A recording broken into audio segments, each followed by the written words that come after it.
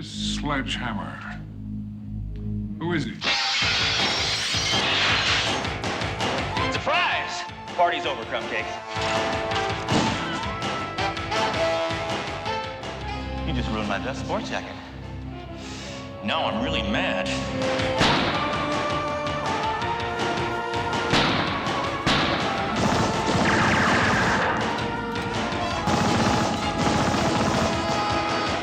No, I almost forgot I had a grenade in my pocket.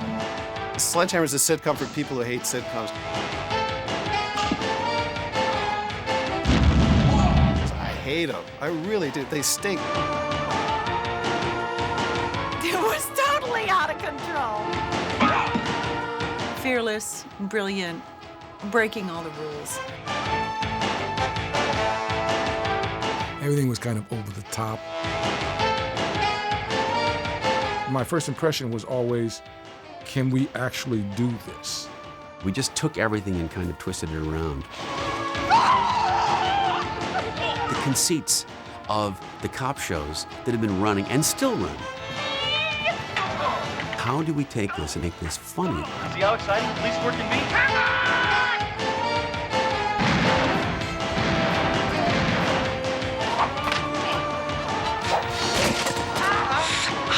Painful, right?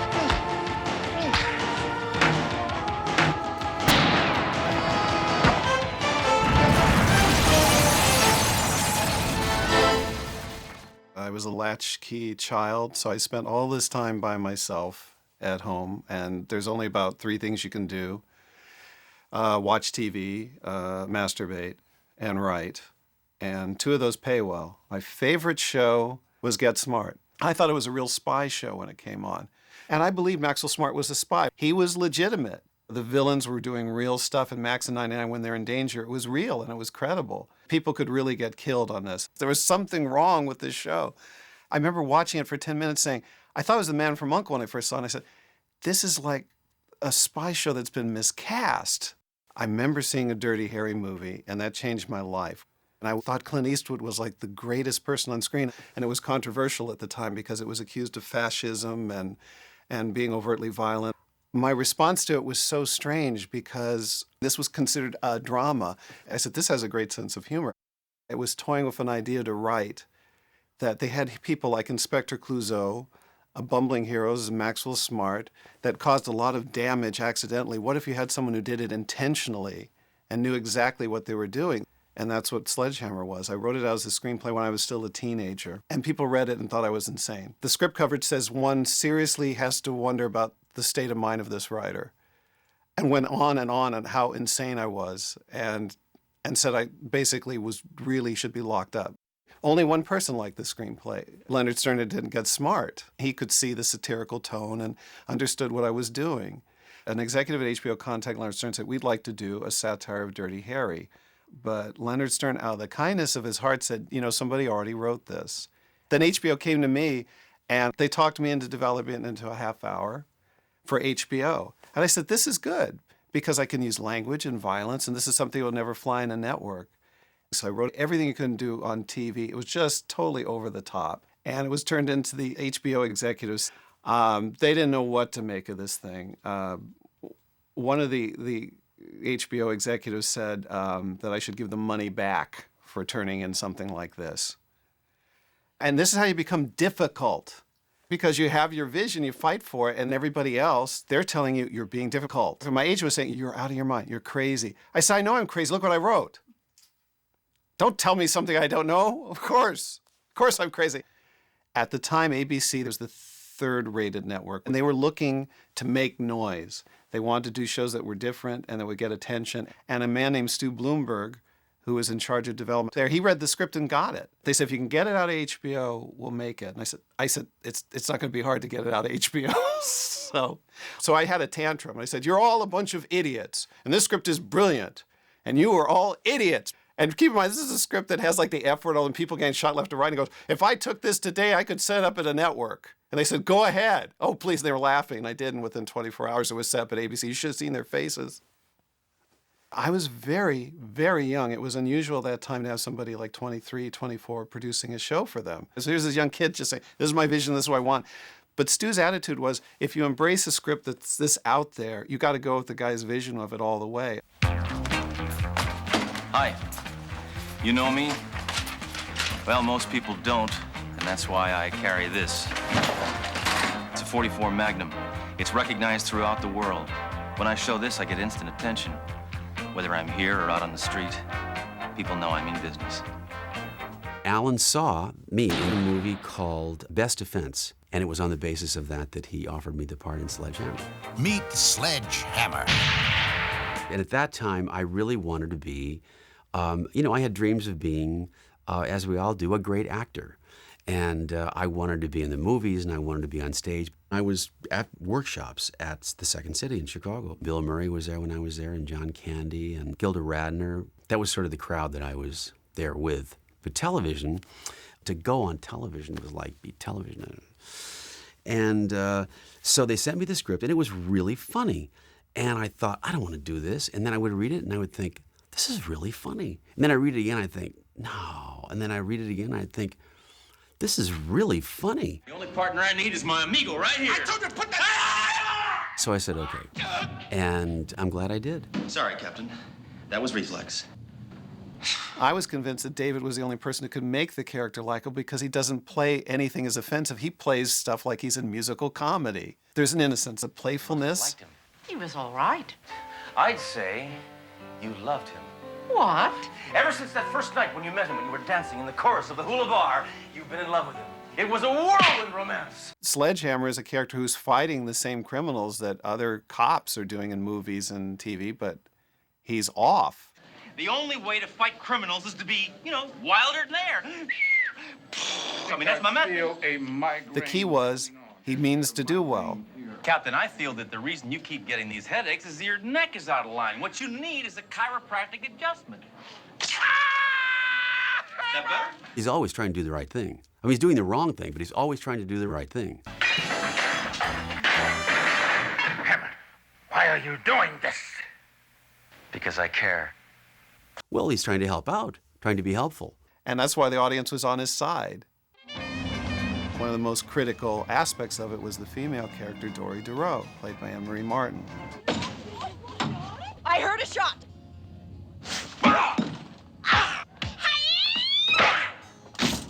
DeRoe, that was excessively violent and completely unnecessary.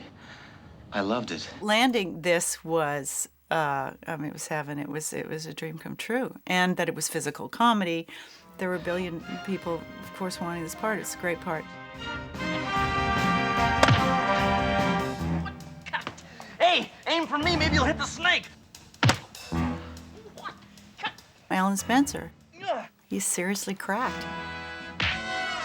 And that was right up my alley. I was thrilled, made my day. I just don't understand you, Hammer. You're so violent. I realized that this character of DeRoe was a barometer for the audience. And if he does something horrible, you look at her having a migraine and you laugh. If she forgave Sledgehammer, then the audience could. And if she liked him, because she's a nice person, really competent, he ain't all bad. Hammer! In my office right now! My character is the boss.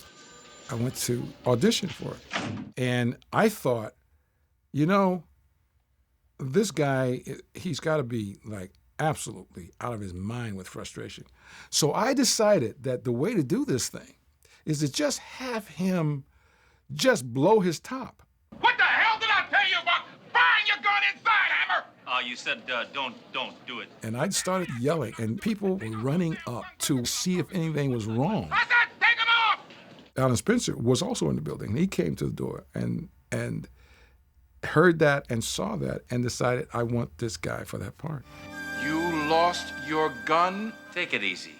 I never wrote the part of Captain Trunk for a black person. I didn't want Hammer to be viewed as a racist, and I was really afraid how that would come off. I was proven wrong because people would come in and read, and no one had the power to stand up to this manic, crazy character. Cut the wisecracks, Hammer. There's $1 million price tag on your head. Harrison's an extraordinary actor, Idea of a joke. Shut up, Hammer.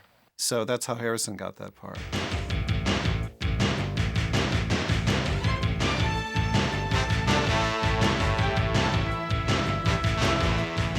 Alan wrote one of the most original pilots that's ever been on.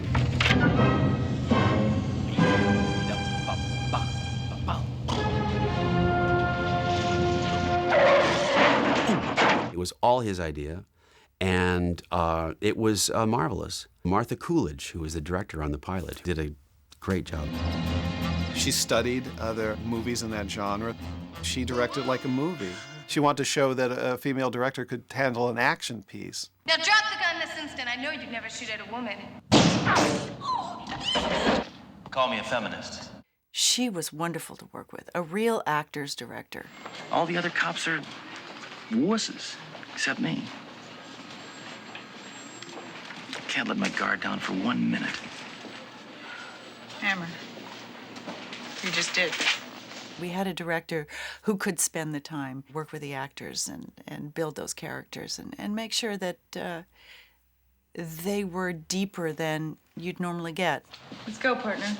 Jerome, you're off your rocker. True. But I know what I'm doing. She made Anne Marie's character this really sexy, in control, strong woman like Martha herself. She made that show, the pilot, about this one insane individual in the company of other very well-behaved, sane people. What's the problem? The lousy machine took my money. Stand away from it. No! This isn't open for discussion. This is an order. I want Sledgehammer. John Vernon, he played the mayor in the first Dirty Harry movie. The legitimacy of having him there and playing the mayor against David was critical. I don't care what methods you use, Hammer. Just bring back my daughter. I will, sir. Dead or alive. But the point is to bring her back alive, Hammer. He certainly got the joke and knew what he needed to do. Listen, Treat. I'm Inspector Sledgehammer, and I don't give a damn about the rights of criminals. If anybody remembers Sledgehammer, they remember 3 things from the show, and they're all from the pilot. The first one is the bumper sticker. The second one, I throw an airplane, and it sticks in the back of the captain's head. And in the next scene, it's still sticking out of the back of his head. The third one, and the most important one, and the one that no one will forget, I come upon a sniper in a building. And so I go into my trunk, and I get a bazooka. Hammer, what are you doing? You'll get killed!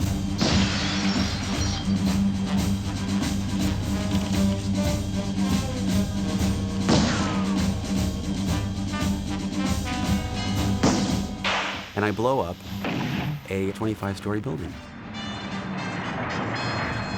just to get a sniper. And everybody remembers that. It is really one of the all-time great moments in comic cop history. I think I got him. I remember when we finished the pilot and put it together, and I watched it by myself. I said, they give me enough rope to hang myself. All right, Krugel, for the last time. What do you know? This is really out there. Put that blindfold on me. And the first audience preview, Yeah, you know, this is one shot I always miss. they just were up in arms over this. Some people thought it was serious. Oh. You hit the balloon. Yeah, I know. I missed. I saw like some little lady just shaking her head. I had complete control of this pilot. It was in the contract that the show would not have a laugh track, and people panicked.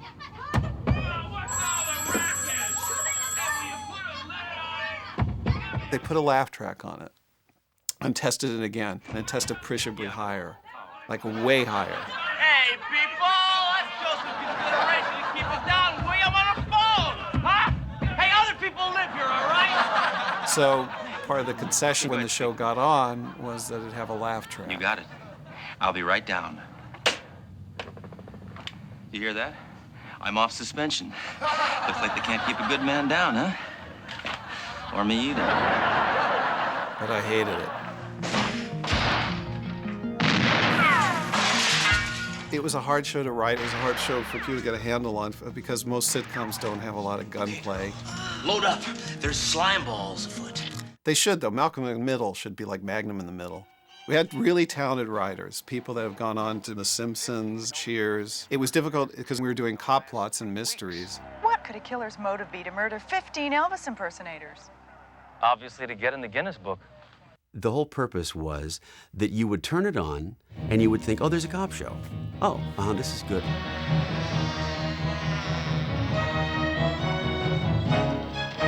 Oh my God! Ow! What are you doing now? And then you would think, oh my God, did I just see that? What are you doing?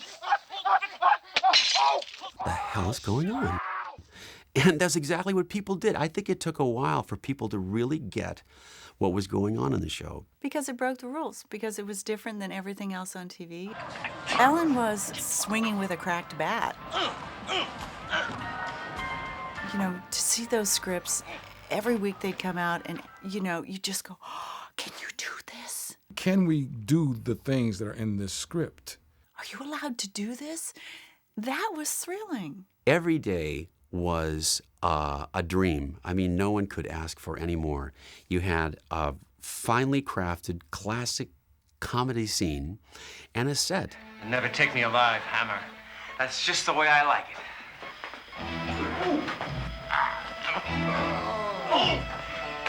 The whole crew participated.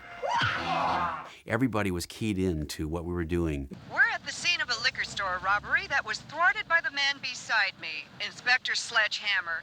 Inspector Hammer, tell us what happened. Well, miss, I was in this store when two thugs entered and threatened the owner with shotguns. At that time, I drew my magnum and killed them both. Then I bought some eggs and some milk and some of those little cocktail weenies. We all sat down with, who is this guy? What would his car look like? We all decided that it should be, you know, a green old piece of junk, but it should have bullet holes. So the effects guys came over and they shot holes all in it. Another signature of Sledge Hammer was that whenever he pulled up in a parking spot, he always hit something. What would his apartment look like? There were so many things that we were trying to extrapolate. Tracy Tynan was the wardrobe mistress who invented the wardrobe, and she got a whole bunch of vintage sort of sport coats and vintage ties, and then she thought, and shirts, she thought, oh hell, let's just throw them all up in the air and see where they land. So everything I had was completely mismatched. The tie did not go with the coat. It was as if I didn't care about my clothes as the archetypal cop doesn't, except I really didn't care. We wanted to do one scene where he would go into Chinese laundry. Oh, Miss Hammer, you know, not a bullet hole in your shirt. Well, you know, thank you. Stand up, ragweed. Pronto! Tori DeRoe plays everything by the book. Hammer, what are you doing? I'm gonna teach this little genetic mistake a lesson. We're in front of City Hall. You want to be taken in for police brutality? She's sort of the watchdog for Sledge. You know, she's the one who says, no, you can't do that. That's way over the line. You can't do that. You've got to do this. It's sort of like walking a dog that's never been walked on a leash before. Anne-Marie was the perfect cop sidekick. She had an infinite variety of ways of registering disbelief at what Sledge Hammer was doing at the time. It's very difficult to be a straight man. I think it's about the most difficult thing you can do. Yeah, Hammer, don't break the window. David's doing all this stuff, Don't break the window! Don't break... and you're just sort of, you know, straight-faced a lot, and you do feel a little naked. I thought she was just a terrific lady. When she walks in that room, everybody gets quiet, and all eyes follow her, and we all just kind of went, holy moly. That's the kind of power she had. And she was beautiful, and she had legs that didn't stop. Everybody knows Anne-Marie's got the greatest legs on the planet. And she's a great kisser. I kissed her only once. Sadly, what a kisser. I'm telling you. Oh, DeRoe, quit fooling around, will you? It's hard to find a really gorgeous woman with a great sense of humor and who's willing to be pretty fearless. Most actresses are concerned on TV how they look, and she seemed to have this, she didn't worry about it. It was just funny to see this beautiful, gorgeous woman, she just completely threw herself into it. She was always willing to do anything. I mean, she was not above scraping around and doing whatever she needed to do. I like to be physical. I've always been a physical person. So I enjoyed that stuff. I mean, I couldn't wait for there to be wrestling or fighting. I just remember being on large machinery a lot, being hostile and aggressive, kicking some guy in the head. That stuff's fun. That's why I loved Anne-Marie, because she's gorgeous and she could protect me, which is what I need. In my office right now! My character was way over the top. The reason why he behaves that way is because he is powerless. Trunk didn't want that person anywhere near him. Hammer, you were not supposed to shoot all the targets, just the bad guys. Right. I don't know what I don't know where my head's at. He would like to get rid of him, but he can't do it. So he yells and he screams and he gets frustrated and the whole thing. Harrison was really good at the slow burn. He could smolder and smoke. He could steam. No! He would sputter. His eyes would cross. He had 100 different ways of just being unbearably overborne by whatever I was doing. This is serious business. Performers are dropping like flies, and I want it stopped. He did a lot of screaming, and it was good screaming. I'm not going to be responsible for what happens out there, Hammer. What are y'all spinning around about? Get to work. It sounded like God yelling. It was like some explosive thing going on. I think like it was like an earthquake happened. Depraved, bloodthirsty, barbaric! Is that why you called me in here to shower me with compliments? No! The rage and intensity that came out of him, it was scary. And that's what was funny. Sledgehammer is so extreme that someone should get that upset. He could really get mad, and in a very funny way. Sorry, Your Honor. I lost control for a second. He was really, really great. David was consistently funny because he had a capacity to keep shocking you because of his conviction. Mel Brooks has been a big influence on my life. And Mel refers to this as the sincerity of performance. The performances are sincere. He says he's gonna jump. It's the difference between a sketch and the real deal. I'll get a bullhorn and try and talk him down. No, I can handle it. Hammer!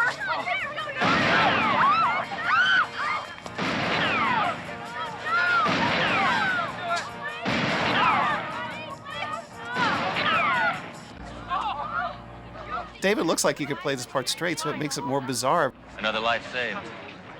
And I still have one bullet left. He's like Dirty Harry made without enough sleep. There is no other actor on earth that I can think of that can make you believe he's really talking to the gun. We got vermin on the roof. But I got an idea. Who are you talking to? Nobody. He was really talking. I saw him talk to it off the set once. He hit it against something and went, "You all right?" And it went, which I thought was disturbing, but I kind of got off on it. I didn't love my gun. I really loved my gun. Hello, compadre. The gun was my friend. The gun was my confidant. I couldn't be without my gun. Slept with my gun. Slept it on the pillow. I got to have it all the time. It wasn't that he had an arsenal. He was monogamous. One of my favorite shows, Sledge lost his gun and he was bereft. It was like my woman. And I went into a bar and I told this guy, I said, "Boy," I said, "I really miss her." Bartender says, "I'll bet you do." I said, "Yeah." I want to know whose hand is gripping her, whose palm is caressing her. She was hot. He says, "Oh, really?" "Yeah." I said, "Boy, when she went off, she'd smoke." Smoke? "Really?" "Yeah." And then in the very end, I came into the bar again. He said, "How is she?" And I said, "I got her back." He said, "Really?" I said, "Yep." And now I'm going to take her out and shoot her.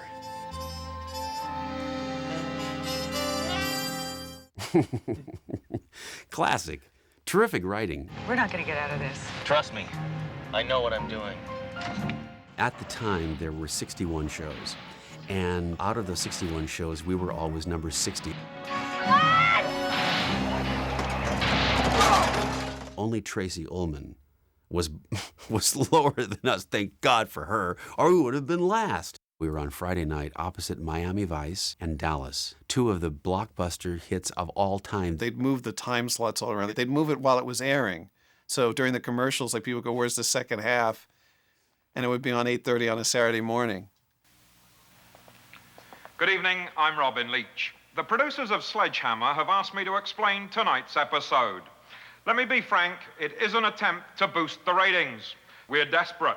So in tonight's episode, we're going to rely on surefire ratings grabbers, sex, violence, and best of all, a cliffhanger ending.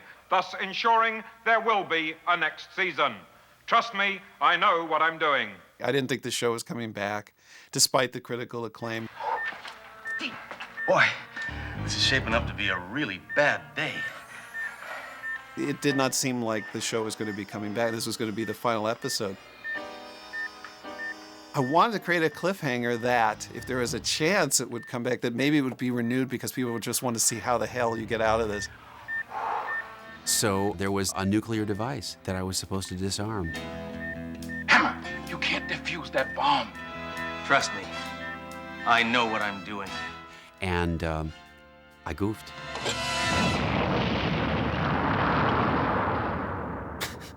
Nuclear holocaust is pushes the envelope a bit. And at the very end of it, during the tag, I'm yelling,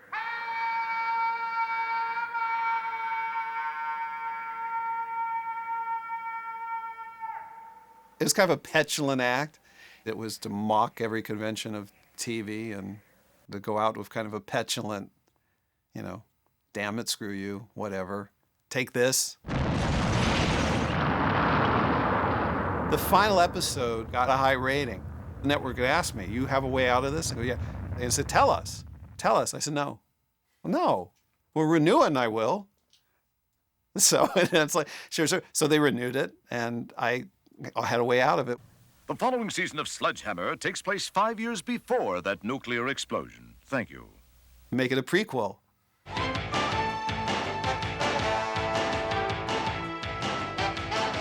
That was pretty clever. That was pretty good. I was ecstatic. I mean, I was really happy that this thing was going to happen again. I was thrilled to come back and thrilled to work with Alan, you know. I mean, he's the nucleus of the show. The second season turned out to be every bit as much fun as the first. It was a family show because the grown-ups knew the sly jokes. You're not that stupid. Says who? And Alan put a lot of those in. Well, Drew, looks like we're safe now. Hammer, the fuse! But there was also this just ridiculous slapstick stuff. Get him up, pal! So it pleased people of all ages. Also, I should mention critical acclaim is what kept it on, because the reviews were just, I think the network themselves were surprised by the reviews. Then they moved to the second season against The Cosby Show, which was the big show then. And nobody wanted to be anywhere near that show. I mean, he destroyed everything. I mean, everything that came up against The Cosby Show died. So they had this idea, Sledge will take on Cosby. So they had this whole campaign. Who's man enough to take on Cosby? So we had a second season. But opposite Cosby, it wasn't to be. I didn't really consider it canceled. To me, it just kind of died on the vine. You know, the second season, I didn't even know. I mean, they didn't even call me because I pretty much knew. It's a shame that we didn't go for 10 years because I think we could have. Welcome to my resurrection. I had sort of mixed feelings, but only because I was still hanging on to this whole thing about I should be in New York. It was mistaken, and I made a mistake, and I'm sorry. And I want to apologize to you right now in front of everyone. That was really stupid because I guess, as usual, you just don't know how much fun you're having when you're having it. Yeah, come on up and fight like a man. In the end, it was the most fun I ever had. You only appreciate your life sometimes or how good you have it till later on. When I worked at other networks and other things, and I was like, you mean I don't get creative freedom? You take it for granted. You think you're better than you are, forgetting that it's a gift. It was a great experience. It was hard, but I loved it. The whole thing was a huge risk on everybody's part. Let my captain go!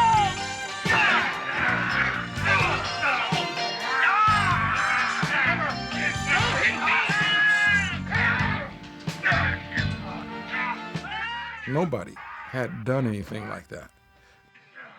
Even Get Smart didn't go to the lengths we did. It was different than everything else on TV. It was funny. It was weird. But it was, once again, it was fun because it was about something. It was an opportunity to skewer the love of violence and all the cliches that accompany that.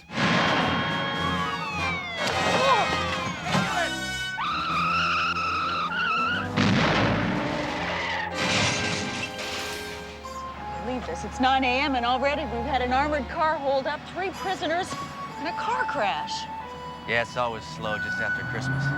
People told me, why don't you do something more normal? Why, you know, make a lot of money, be independently wealthy, have a big home and a pool, and drugs, I guess.